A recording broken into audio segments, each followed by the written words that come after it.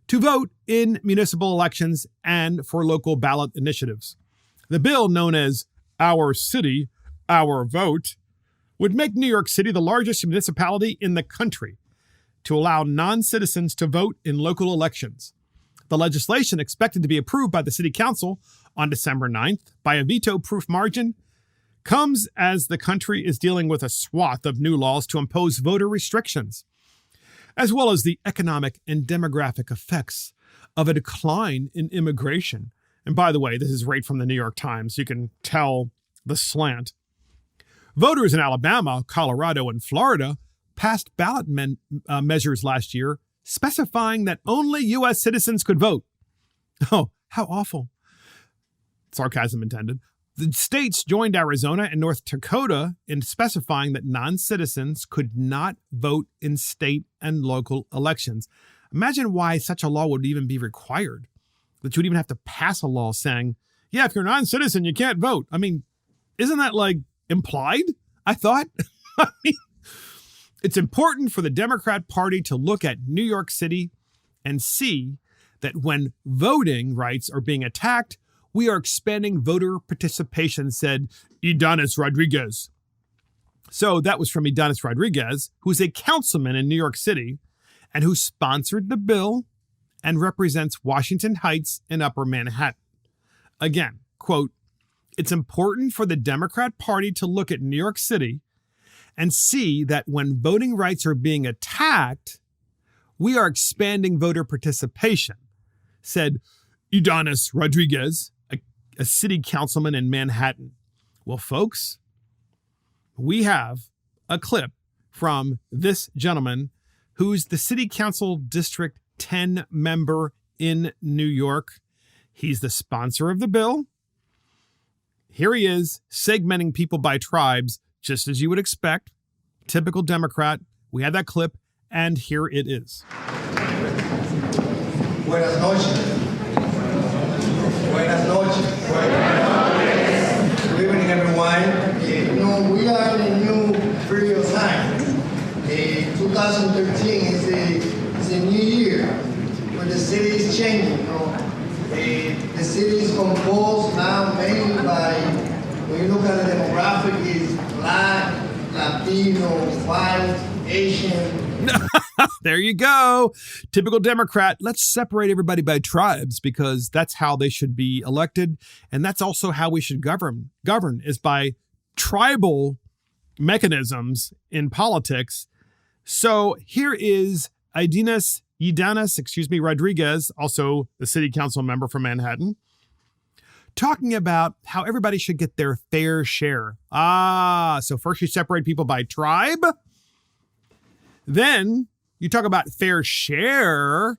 And then you get all of the illegals to say, well, wait a minute. I need to get my fair share too. Even though I'm illegal, I should have the right to vote. Well, here he is. We have that clip.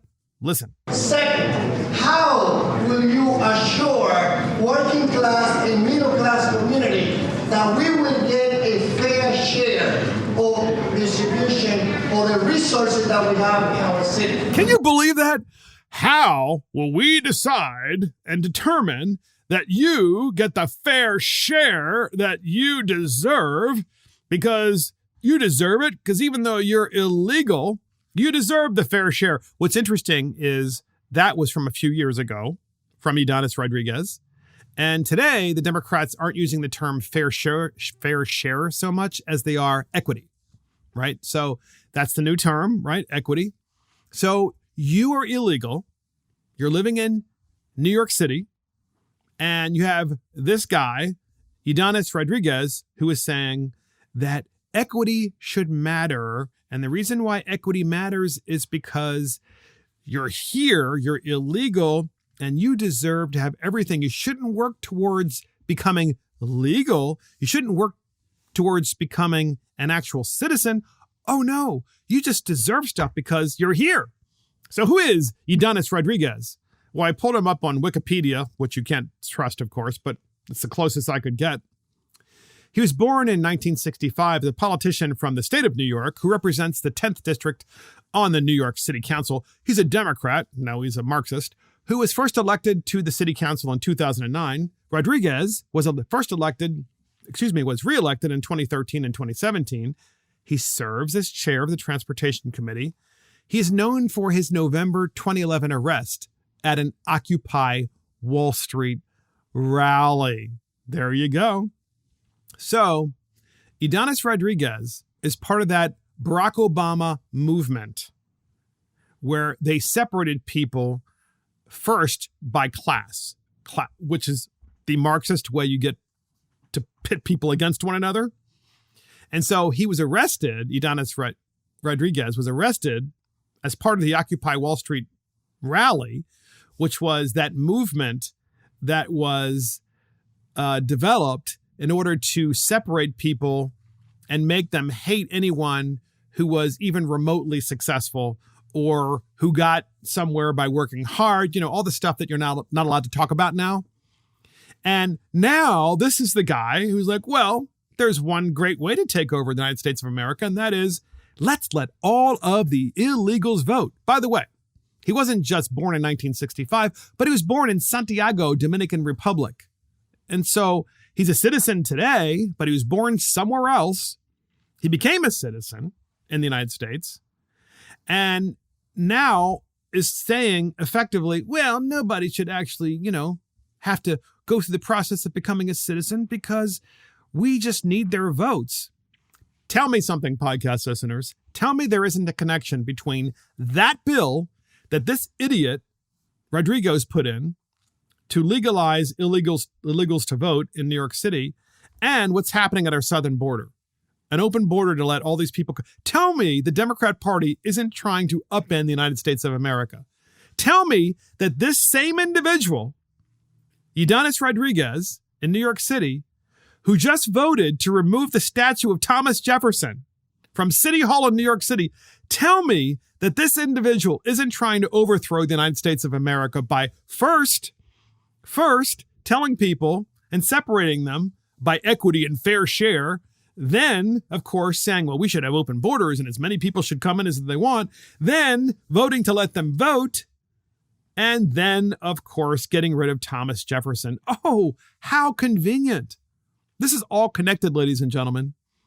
And I know that you probably have thought that for a while, but it's time that we start connecting the dots and realize that this is coordinated between the Obama administration and now the Biden administration, which of course is the third term of the Obama administration, and the locally elected Democrats are doing everything they can to cheat and to take over the United States and to turn it into a Marxist country. And that is the dumbest bill in America. And that's it from Mark and the Millennials. Thank you for joining Mark and the Millennials. This is Mark Fisher. Thank you to our producer, Christopher Hawkins. Check us out on iTunes, Spotify, YouTube, Facebook, Twitter, Parler, Rumble, and our website.